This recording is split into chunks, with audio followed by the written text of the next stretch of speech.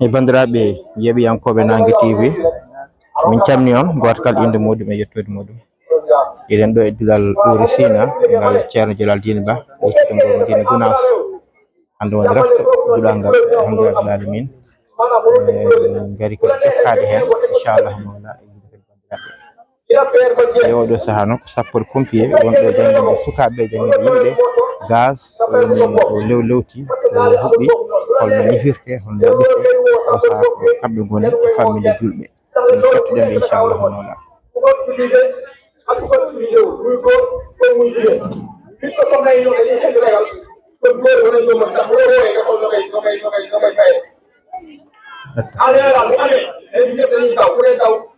bàyyi ko ba mais jëlee doo bàyyi ko ba bu fekkee ne woo ko fay wala léegi nga bind ko mu peel ba jeex nga bàyyi ko foofu comme la neexee aussi docteur moo toog nga fay ko comme ni ma leen koy boole sunu caporal bii nii mu expliqué leen na ngeen koy defee dinañ ko wan am na li nga xamante ne nii lañ ko aussi ñëw na nga essayé. so tawi gaz o ka deɓiɗo haa mo huɓɓi ay hara suusi kamo waawi date e nder waawi a ñamminamo boowa ɗumo yatti boowa yo plein o ferat haa mo laaɓa tawi a suusi tawi haabani a suusa oɗo ɗoɗa wadde ko leppinde morto wona leppina morto haa mo juura ndiyam yaya ɗon walla mbiyaya woɗɗo mo ñappamo ɗon ɗo mo yaada nababaade ɗum waɗi ɗo hay so yaade juurinde sa ƴetti ɗum mbaɗɗani ndiyam hande keɗen yaani leppi sa hippi ɗum e dow majjum e ñifa tawi a suusi a jarani ko nupɗa sappo a jarani ko wiɗa gorko ma kandi wanniɓe men rewɓe kam si gas ɗumaji mawɓuɗan ɓe dogi ɓe jalɗiɓe ɗuɓe mais tawata ko ñifinna weeɗi hay sa ƴetti suo wiɗ o ala ndiyam sa hippi e dow majjum hendu naɗani yaltani ko ñifa ha feera tawa ala da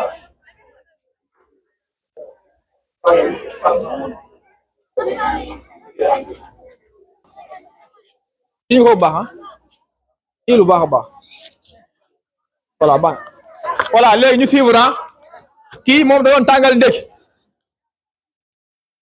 taalal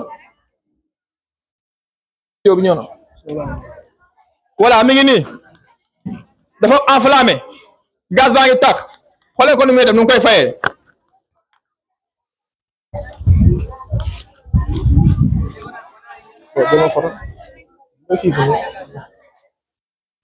gis nga xam nga yaa xamtiwul amul benn pression te dawul voilà ate kii ko étouffé ko daf koy étouffé après mu tëj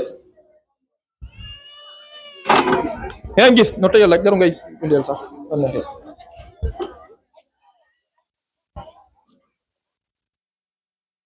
gis ngeen nu mu yombee xam nga lii méttiwul ah voilà mi ngi noonu seewaat mi ngi seewaat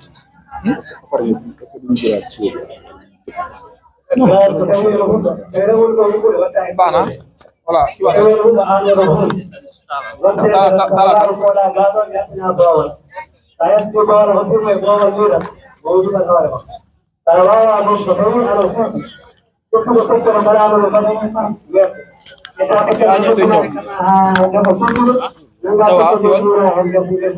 baax na waaw dama dem voilà ñu suivre ñu bàyyi ko xel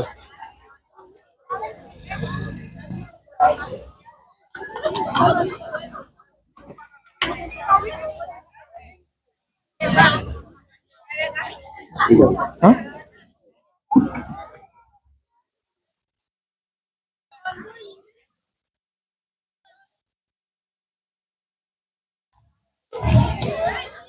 gis ngeen fay na léegi bii daf ka étouffé rek voilà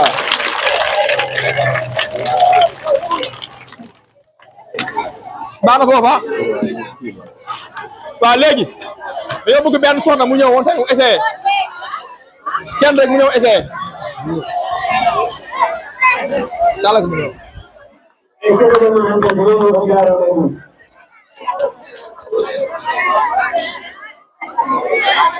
boy ndox bi dañ ko tourné ndox bi toy na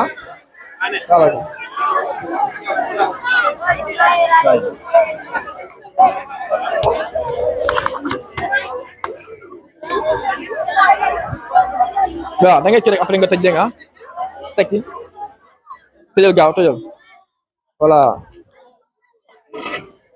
baax na merci ati applaudir ko waay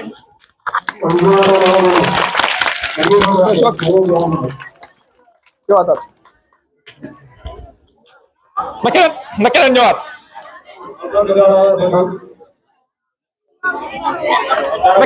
na keneen ñëwaat na keneen ñëw waaw ñëwal léegi ñoom dañuy demandé bu tàkkee ni ñu tàkkee ni ñoo koy jàppee ba mu génne. ba nga non kii xola jarul génne sax baal moo la imo la xala tel moo la jarul génne bu defee nii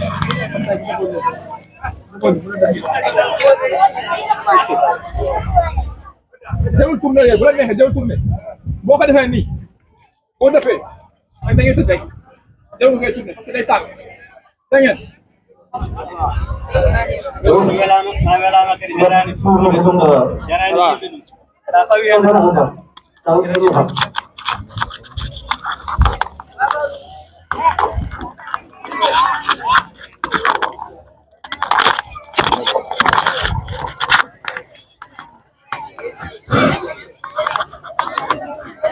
Joko morsa bi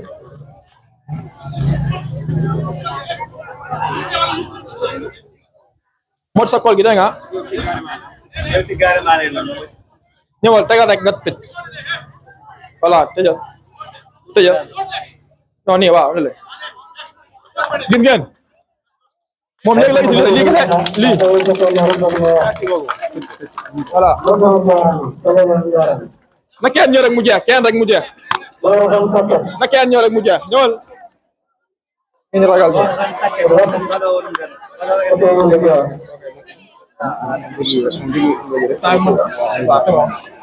bon naka it rek mu jeex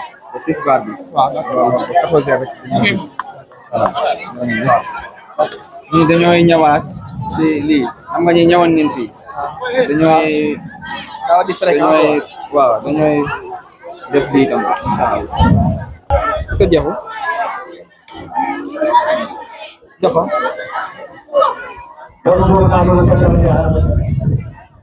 gaaw ok def ko defal gaaw gaawal voilà c'est bon jeex na defal rek defal ko jeex na voilà ok merci beaucoup jaaraama jërëjëf waay Masha Allah indi support pour Masha Allah wala ko ci be jangale be gas ni wala ko hubbi wala wadete wala dubbi ala dokko Masha Allah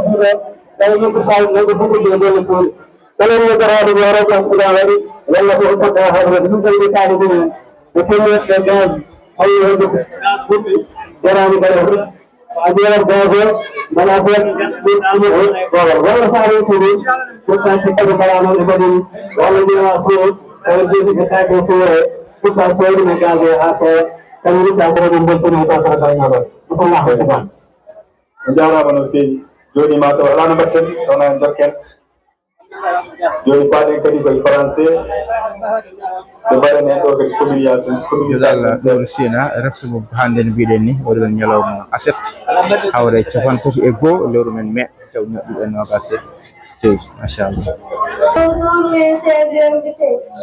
Avant tout mes salutations, mes plus chaleureuses envers vous. Je m'appelle Moudia. J'ai 13 ans, je suis élève en classe de C1. J'habite à Madina Gounass, Taïba. Bonjour.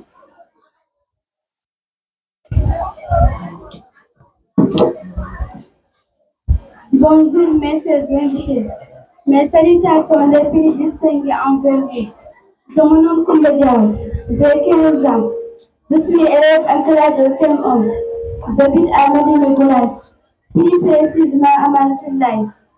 Je vais vous parler de l'importance de l'école. Mon école. L'école est un endroit important. où les élèves vont pour apprendre et devenir plus intelligents. Dans les salles de classe, les élèves écoutent les enseignants parler de sujets comme les maths, la science, la littérature et l'histoire. Les professeurs aident les élèves à comprendre ces sujets. Les élèves portent souvent des uniformes et des sacs à dos avec leurs affaires. La journée de l'école a plusieurs cours avec des pauses entre eux. Pendant les pauses, les élèves vont dans la cour pour jouer et parler. Les écoles proposent aussi des activités à dehors de cours, comme des colloques et des événements culturels. Cela permet aux élèves de faire plus que juste étudier. Les examens et le devoir aident à mesurer ce que les élèves ont appris. En résumé, l'école est très importante. Elle aide les élèves à apprendre et à se préparer pour l'avenir. Les professeurs et les camarades de classe. L'école est spéciale. Il y a aussi deux moments amusants, comme les pauses, les activités après l'école. Je vous remercie.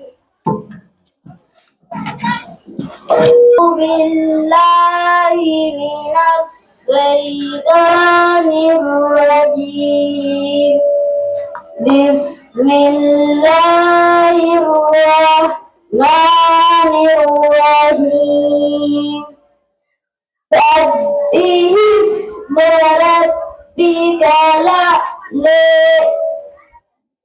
الذي خلق فسوى والذي قدر فهدى والذي أخرج المرء فجعله غثاء نحوه سنقرئك فلا تنسى إلا ما شاء الله إنه يعلم الجهر وما يخفى ونيسرك لليسر فذكر النفعة الذكر سيذكر من يخشى ويتجنبها الأشقى الذي يصلى النار الكبرى ثم لا يموت فيها ولا يحيا قد أفلح من تزكى وذكر اسم ربه فصلى بل تؤثرون الحياة الدنيا والآخرة خير وأبقى إن هذا لفي الصحف الأولى صحف إبراهيم وموسى صلى الله عليه وسلم. Assalamualaikum pandirat. Misalmini mone fo inde mum yettode mum. Min birem ko Amir Diallo. Rejeyato legal aman. Iri jangane mon do e deftere risal. Damal laban diyam. Damal laban diyam. Laban diyam e jonti e dingiral. Kol bonantere jonoren jur. Jula o mon ko e gunnodirde joomu. Watto foti heblo narade dum. Salikale walla lotade. So mo fonno lotade. Laban diyam. Diyam lotorteɗam walla callikorteɗam ɗum wonde ko laaɓɗam koko soɓi fof jinnaade majjam taw kadi alaa ko oyli e mbaade majjam koto koko laawi walla ko soɓi wonaa taw ko guddiri bakkere majjam walla kaftugol lamulamol ngol ngol baylogol alaa ko bonnata ndiyam asmane ndiyam cewre e boyle maaji fof no laabi ittotoɓe so hunde lamde yeni e ndiyam ɗam no laaɓi on laɓɓinta ɗon sallikortaake lotortaake ɗon ngal koriri ittirtaake soɓe so hunde somne wayli ndiyam nan laaɓani ɗaɓɓinta diyal seeɗa soɓɓel seeɗa no sobna ɗum hay sinno waylani ɗum wannini ndiyam tawno wonde moƴƴide lowru ko ngol ko sunna kadi ɗiɗinare ko ɓurtude kadi ko bida laaɗo Allah sallllahu alayhi wa sallam solli korima niftu goɗɗo ɗum tonodiri koye jibare e tataɓal o lowotirimo muuru ɗum tonodiri koye nifgaji nayyi nifgade laaɗo o sallllahu alayhi wa sallam. السلام عليكم ورحمة الله وبركاته. مرحبا بكم وأهلا وسهلا إخواننا المحبوبين وأخواتنا المحبوبات، نتفرق بحضوركم وبجلوسكم معنا. وأما نحن طلابة المدرسة كورسينا لسيدنا جلال الدين محمود أدام الله عمره مع السلامة والعافية. وأهلنا إليكم بما عرض عليكم شيئا من دروسنا حمدا لله وتبركا. أما أنا فأحسن ما في الجنة أسكن في الشفاء، وأما أنا فأولي أهل الباب أسكن في غيباته. بسم الله. من أنت يا أختي؟ أنا تلميذة. ما اسمك؟ اسمي حوليبة. كم عمرك؟ عمري 14. أين تسكنين؟ أسكن في غيباته. هل كتبت درسك؟ نعم كتبته. متى كتبته؟ كتبته الساعة 7. هل ذاكرته جيدا؟ نعم ذاكرته جيدا. متى راجعته؟ راجعته الساعة 7:30. كم فصلا في مدرستك؟ في مدرستي 6 فصول. ماذا تعملين بالمرسمة؟ أكتب بها الدراسات. أشكرك أختي الحبيبة.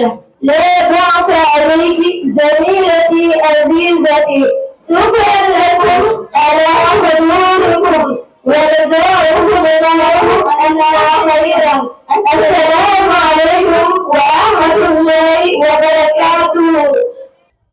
dokken konngol goto e seerande janginaɗo alqur'ana to ceerno ahmadou ammar kono arde udditane en jonde nde kono ko jaaɗo seeɗa e yamidore ceerno e lomtademo noon ceerno Hammat Diallo mo ganduɗen o ara woda ko wasi en seeɗa.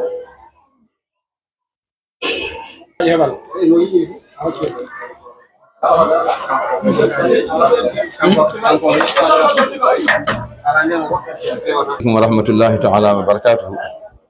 En calmini en juurima dendagal tawaɓe duɗal men teddugal duɗal Buuri Sina duɗal ceerno men ceerno Mahmoud Jalaluddin. En calmini tawaɓe ɗo ɓe fof duɗal worɓe ha e rewɓe fof en calmini en juurima fodde kadi ko garɗen ɗo ko ɓoyani no fewi kono kam en beltima hen no fewi machallah no jiiruɗen ni.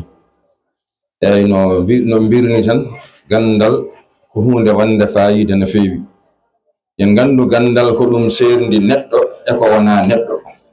Sabi gandal sa wawi no wayno jungo ma won o wayno ɗemgal wayni. Sabi kala ko taga no jogui ɗemgal mum no jogui no haaldirta e bandum en ha mbawa famodirde. So tawi a janggani noon ha hande no wayno a ummaki e systéme jawdi ko noon tan mbaɗɗa kala no jawdi wayi ko noon mbaɗɗa serdatma hen tan ko janggude.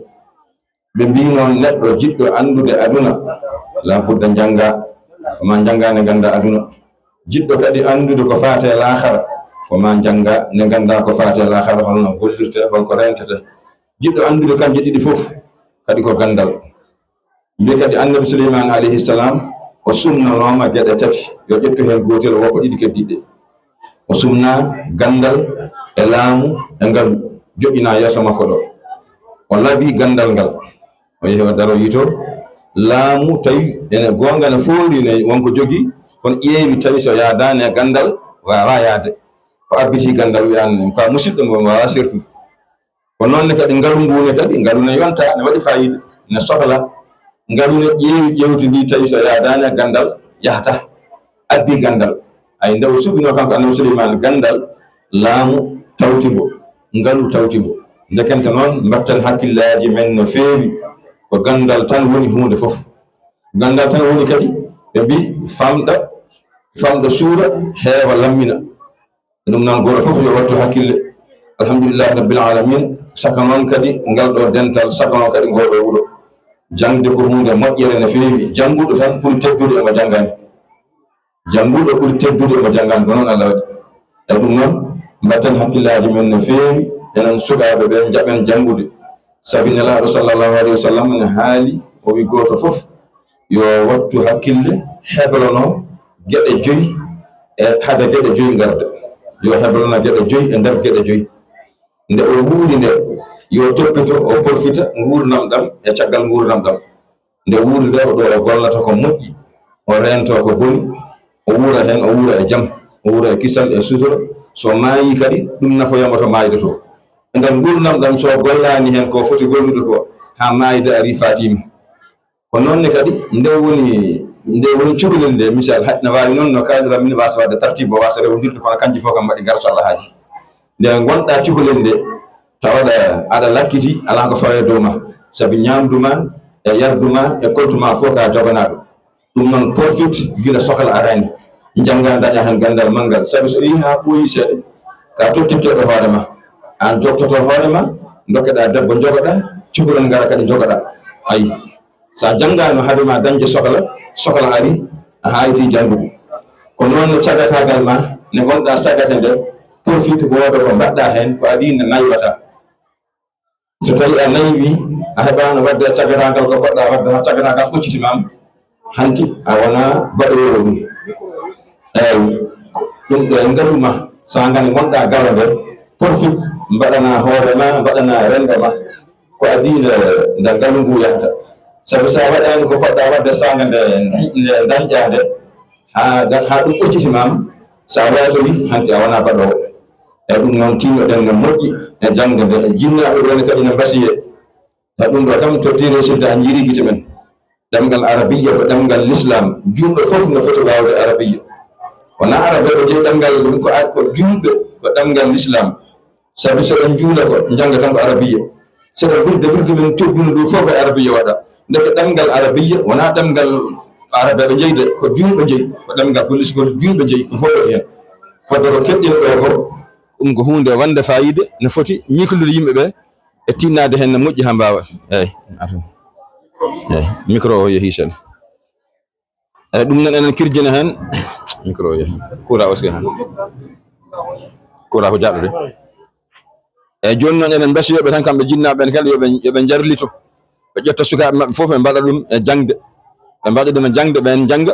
saabi hande e ngeɗo nangue responsable kamɓe goni responsable sukaɓe ɓe nela sa sallam kullukum ra'in wa kullukum mas'ulun an ra'iyatihi kala goto e mon foof ko gaynako konko woni mas'uliya ko namditeɗo ko aynako cukalon ma ndewon e goron oto heddan hen hay gotel majjere ceerno radiallahu taala an o wi sukaɓe ma foof waɗɗum en alluji kam fo yoɓe janggu oto wi aɗa jogui ɓiɓɓe 10 jeenayoɓe mbaɗa ɗum en gandal goto mbaɗa ɗum gaynako safi a heddani majjere heddantaki hay batte foof waɗɓe alluji hay gaynako ne wawi windanede windan ɗum yaade hen ladde janggoye eyyi ɗum noon kamɓe jinnaɓe yoɓe jarlito ɓe mbaɗa sukaɓe ɓe e alluji guila hen debbo ha e gorko foof koko nafata saabi ko nden yadata e neydi so neɗɗo nehima tan nafata hoore mum nafa rendo muɗum e ɗum noon jihaɗalla goto e mawɓe meɗen julɓe he hay so en kalani inde makko